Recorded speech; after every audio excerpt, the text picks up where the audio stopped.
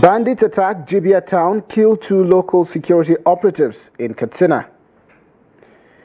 Nigeria Air Force neutralizes ISWAP terrorist, destroys enclave in southern Tumbun's.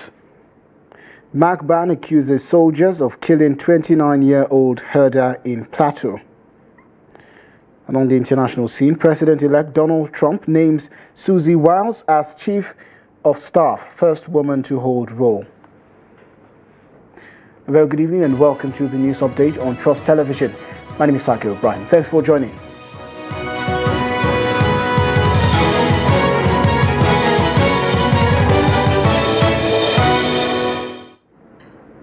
And on the news in full, bandits have attacked Jibia town, the headquarters of Jibia local government area of Katsina State, killing 2 local security operatives and inflicting gunshot wounds on 5 people. The bandits, who struck from the southern part of the town, precisely at Ungwer Kaida, faced steep resistance from a combined team of security operatives comprising police, local vigilantes and community watch corps, as well as other residents. Trust TV's Abdullah Yamadi completes the report.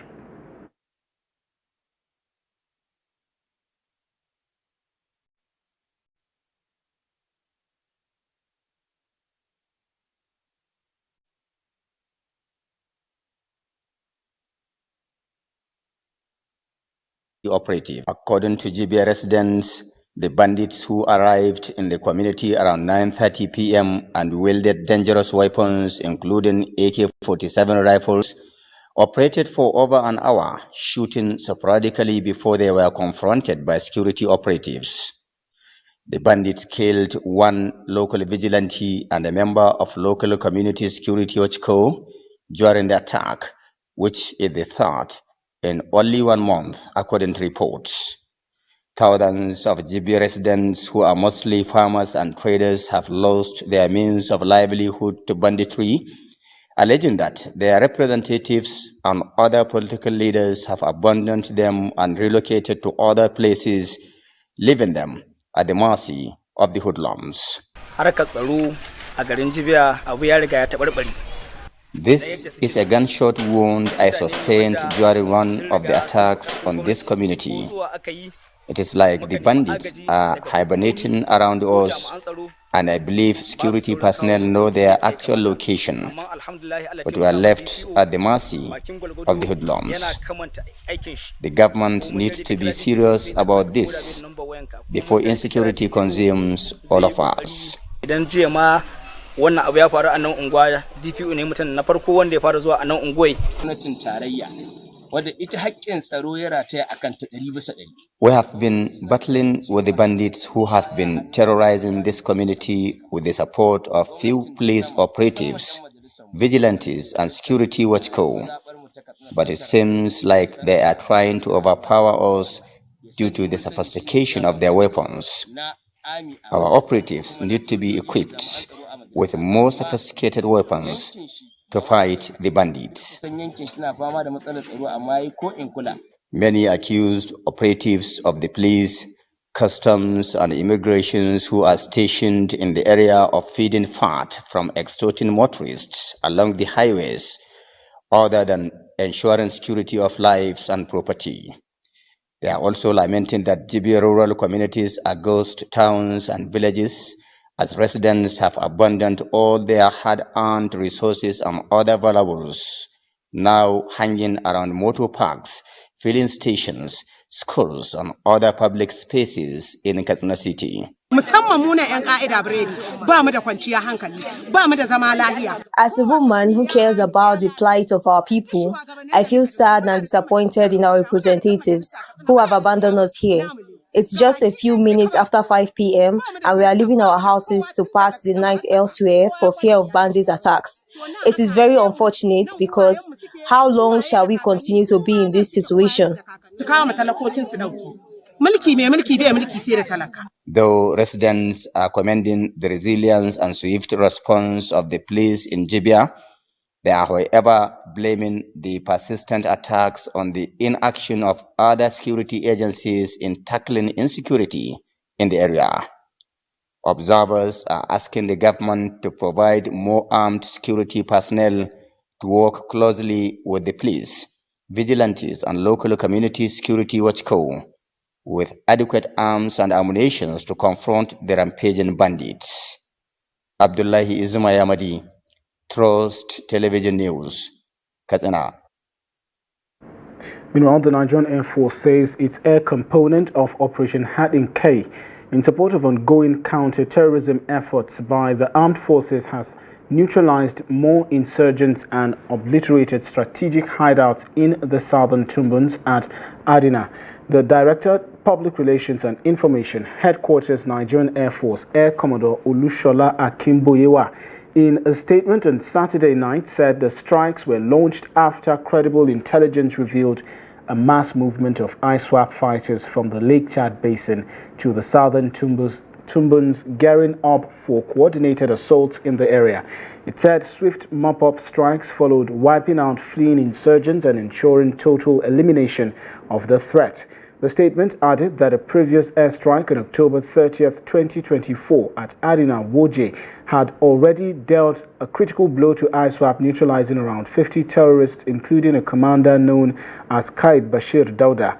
It said the accomplishment represented a significant stride in the AFN's unwavering counter-terrorism campaign, dealing a powerful blow to the enemy's strongholds. And the Acting Chief of Army Staff, Lieutenant General Olufemi Oluyede, has arrived in Sokoto for his maiden operational visit to the 8th Division Area of Responsibility. In the northwestern state, he is expected to visit the Sultan of Sokoto and meet with other relevant stakeholders within the 8th Divisional Area. He would use the opportunity to address troops of the Operation Fasanyema fighting terrorists in the northwest region. Oluyede's visit comes 3 days after the Defense Headquarters confirmed the emergence of a new terror group known as Lakurawa in Sokoto and Kebbi states. The Director, Defense Media Operations, Major General Edward Buba, said the new terror group is exacerbating insecurity in the northwest region, but assured that the armed forces of Nigeria are already containing them. He added that the new terror group emerged from Mali and the Republic of Niger after the coup that led to the breakdown of military cooperation between Nigeria and Niger. Yeah, well, thank you for that. What I will tell you at this moment is that, see, there will always be challenges. Now, the issue is how do we react to those challenges? So one of the reasons why I'm here is to charge up my soldiers to brace up to challenge, and that we shall do. And I heard you talking to community leaders about the need for cooperation. Will you make this call in a bigger scale to Nigeria generally? Well, my charge to the community people is for them to support us, because the fact is that Nigeria Army belongs to all Nigerians. And if we don't get their support, we can't succeed. And if you don't succeed, that means Nigeria itself will not be secured. And we need Nigeria to be secured so that we can have economic prosperity. And still on the military, soldiers attached to Operation Safe Haven stationed at Generet community of Mangu local government area of Plateau State were on Saturday night accused of killing a 29-year-old herder, Haruna Aliyu, in the area. According to the state chairman of the Yeti Allah Cattle Breeders Association of Nigeria, Makban Nuru Abdullahi, the soldiers arrived at Aliyu's house and killed him. He condemned the incident and described it as unfortunate. The Makban chairman further said the 29-year-old Aliyu, who was survived by a wife and 3 children, was buried on Saturday. The spokesperson of OPSH, Major Samson Jacom, is yet to respond to the allegation. And President Bola Tinubu on Sunday arrived in Riyadh, the Saudi Arabian capital, to participate in the joint Arab-Islamic Summit. The Nigerian leader landed at the King Abdulaziz International Airport at 10 a.m. local time and was received by the Deputy Governor of the Riyadh region, Prince Mohammed bin Abdulrahman bin Abdulaziz. The summit, held at the invitation of King Salman and Crown Prince Mohammed bin Salman, will focus on the current situation in the Middle East. Presidential spokesman Bayo Onanuga had earlier said the meeting is expected to address a number of critical regional issues with particular emphasis on the ongoing Israel-Palestinian conflict. Tinubu is expected to speak on the crisis reiterating Nigeria's stance for an immediate ceasefire and the urgent need for a peaceful resolution. He would also use the opportunity to push for renewed international efforts to revive the two-state solution as a viable path to lasting peace.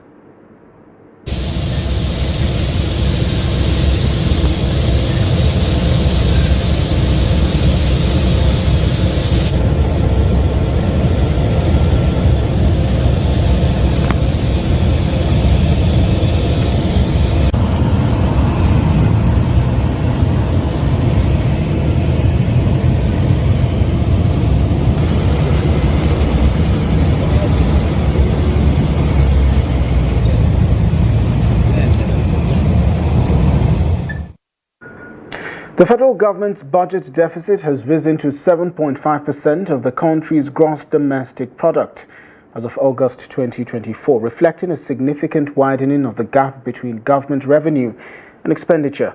A member of the Central Bank of Nigeria Monetary Policy Committee, Mohammed Abdullahi, disclosed this in his personal statement at the 297th MPC meeting.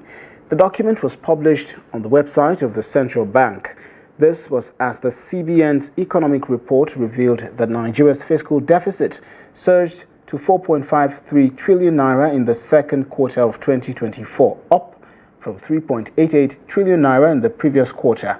In simple terms, a fiscal deficit happens when a government spending exceeds its revenue from taxes and other sources. This means the government is spending more money than it is bringing in. And the Ondo State Resident Electoral Commissioner, Oluwatoyin Babalola, has assured that INEC has learned from past experiences and is well prepared to tackle the challenges posed by the difficult terrains in the Ilaje and Esheldo local government areas ahead of Saturday's polls. During an interview, she told journalists that the Commission has taken proactive measures to address logistical concerns, including special arrangements for remote and riverine areas in Ondo State. This includes ensuring timely deployment of personnel and materials to polling units. We have identified all the difficult terrains in Ondo State. In the riverine area, Ilaje and Esheldo local governments, we have identified the areas where we need to use boats, and we are providing transportation suitable for that terrain. On land, we still have places in Ondo State where you cannot easily drive to in certain local governments because they are deep in the forest. So the moment we convey our men and material to the last motorable place, we are going to have other means of transportation. We are using motorcycles so that we get to all these difficult terrains on time. And Governor Ahmadu Umaru Fintri of Adamawa State has reiterated his administration's dedication to the well-being of citizens and resolve to champion good governance. During a meeting with Michika community delegation, he pledged continued support for policies promoting unity and a sense of belonging across the state. Trust TV's Gibson Swadigo brings details.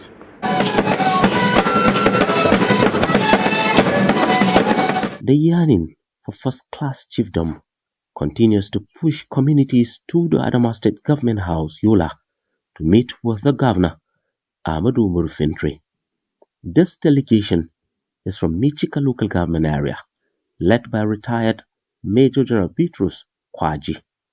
Speaking on behalf of the people, Musa Kamale thanked the Governor for developmental projects in Michika and requested the creation of Michika Chiefdom.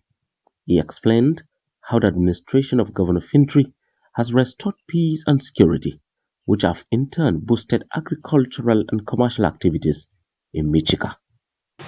I want to inform you that our people are solidly behind you and your administration. Our loyalty and support are unalloyed, pure, undiluted, and 100% sacrifice.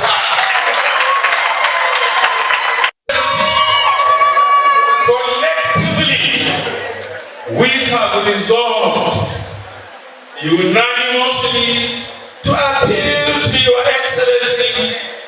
create Michika Chiefdom, Mbugakamu Chika as the title,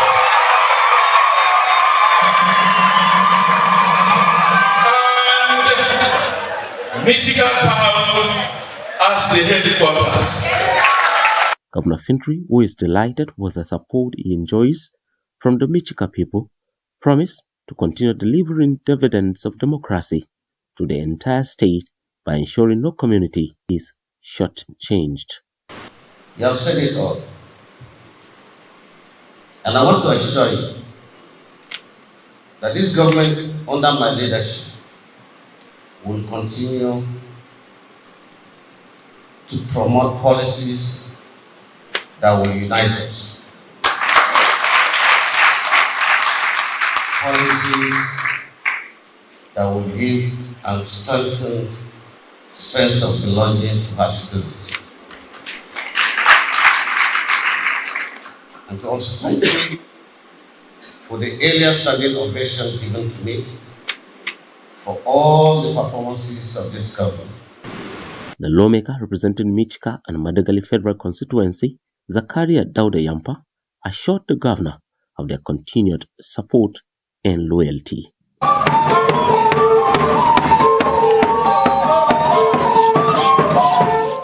Gibson Soadugo, Trust TV News, Yola. You're watching the news update on Trust Television. More news coming up when we return. Join us again. Thanks for staying with the news update on Trust Television. Here's a recap of our top stories. Bandits attack Jibia town, killed 2 local security operatives in Katsina. The Nigeria Air Force neutralizes ISWAP terrorist, destroys enclaves in southern Tumbunds. Into more stories now. The Taraba state government has vowed to deal with those involved in illegal mining and felling of trees in the state. Addressing journalists in Jalingo, the chairman, Taraba State Task Force on Illegal Mining and Felling of Trees, General Aliu Jeremiah Faransa, retired, said almost all 22 forest reserves in the state have turned into farmland and mining sites. General Faransa stressed that the damage done by illegal miners in the state, especially within the areas of Gashaka, Wukari and Bali local government, is alarming. He stated that several arrests have been made within the affected areas, adding that majority of the illegal miners caught were foreigners from Mali, Cameroon, Chad, Burkina Faso and China, and have all been handed over to the mobile court for prosecution. He further warned those behind the act to desist forthwith, as the government will no longer tolerate illegal activities of felling trees as part of efforts to address climate change. We have gone around Taraba State. Anywhere mining is taking place in Taraba State, we have been there. On that, we started another phase, which is raids and arrests. We've gone to places like Akwana, Arufu. We've gone to Abuja Leda. We've gone to Mayosine. We've gone to Dogoyasu. We've gone to Pachama, Didango, Machizin Kiria, a boundary between us and Plateau State. And the level of destruction done to this state can never be imagined. I'm planning, like I always say, we will go on a small jamboree so that you see things. When you see things physically to yourself, I think your orientation will change about what is happening in this state. And the Crude Oil Refinery Owners Association of Nigeria has warned the federal government to be cautious in granting import licenses to petroleum traders for the importation of refined products. Koran's comment came amid the controversy between the Dangote Petroleum Refinery and oil marketers. Members of the Petroleum Products Retail Outlet Owners Association of Nigeria had said they would import premium motor spirit and sell the product cheaper than the 990 naira per litre offered by the Dangote refinery, saying the association was awaiting the approval of the Nigerian Midstream and Downstream Petroleum Regulatory Authority. The Independent Petroleum Marketers Association of Nigeria also said it was processing its import license with the NMDPRA, saying it might be cheaper to import than to buy from Dangote refinery. However, in an interview, the publicity secretary of Koran, Eche Idoko, expressed concerns that the marketers were still bent on importing what he called substandard petrol into the country. According to him, some international traders were bent on using the Nigerian market as a dumping ground for cheap petroleum products rejected in Europe. And now to the international scene. President-elect Donald Trump has named Susie Wiles, the de facto manager of his victorious campaign, as his White House chief of staff, the first woman to hold the influential role. Wiles is widely credited within the outside Trump's inner circle for running what was by far his most disciplined and well-executed campaign, and was seen as the leading contender for the position. She largely avoided the spotlight, even refusing to take the mic to speak as Trump celebrated his victory early Wednesday morning. She resisted the formal title of campaign manager, avoiding becoming a target, given Trump's history of cycling through people in that role. Wiles' hire is Trump's first major decision as president-elect, and one that could be a defining test of his incoming administration, as he must quickly build the team that will help run the massive federal government. Wiles doesn't bring much federal government experience to the role, but has a close relationship with the president-elect. Also, racist text messages invoking slavery raised alarm across the country this week after they were sent to black men and women and students, including middle schoolers, prompting inquiries by the FBI and other agencies in the United States of America. The messages, sent anonymously, were reported in several states including New York, Alabama, California, Ohio, Pennsylvania, and Tennessee.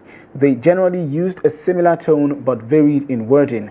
Some instructed the recipient to show up at an address at a particular time with their belongings, while others didn't include a location. Some of them mentioned the incoming presidential administration. It wasn't yet clear who was behind the messages, and there was no comprehensive list of where they were sent, but high school and college students were among the recipients. These texts generally used a similar tone, but they varied in wording. Some of the texts would instruct the recipient to report to a particular location at a particular time, and the addresses in question, they were allegedly plantations. And then these recipients were told that they were going to be put in specific groups, plantation groups. Now, it is still unclear who is behind these texts, and there's no comprehensive list of where they were sent. And to sports now, the 455 Base Services Group of the Nigerian Air Force in Kano is set to host the 4th Annual Chief of Air Staff Under-20 football competition, kicking off this Sunday. Addressing the Kano chapter of the Sports Writers Association, Base Commander Group Captain Mustafa Suleiman highlighted the importance of engaging young people through such competition. This year's event, organized in collaboration with the Africa Youth Sports Federation, will feature 36 participating teams. Is not only achieving the sustainable security in this country by kinetic approach, but also through non-kinetic approach, one of which is football that is organized among our teeming youth, with the aim of uniting them, because once you have a unity among the youth, it means you have a peaceful nation. And if you can achieve sustainable peace and security without firing a shot, that's the best thing that can happen to the country. And Flying Eagles forward Parabo Ariehi has agreed a move to Norwegian top flight club Lillestrøm SK. Ariehi will sign a permanent contract with Lillestrøm when the transfer window reopens in January. The 17-year-old will link up with the Canaries from Nigerian National League NNL outfit Beyond Limits FA. The striker arrived in Norway on Friday and has started training with his new teammates. And that wraps up the news update of this hour. Do not forget to follow us across all of our social platforms and catch our live stream on YouTube and Facebook for more news programs and documentaries. My name is Sakir Ibrahim. Thanks for watching.